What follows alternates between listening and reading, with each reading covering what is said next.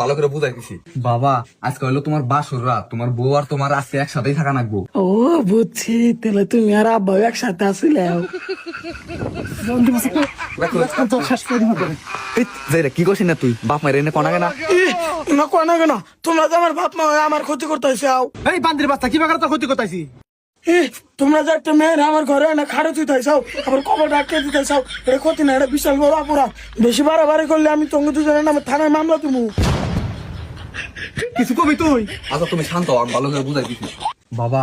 আজকে তোমার বাসর রাত, যাও বাসর করো। আমরা হেনে বয়ে থাকুন, তোমার থেকে কোনো হানি দাম না, যাও। আচ্ছা তোমরা এই নির্ভয় থাকবো। আচ্ছা আচ্ছা যাও। পাগল পোলারে নিয়ে কি যে করি আমি? আমি ছোড়ো না, আস্তে আস্তে ঠিক হয়ে যাবো।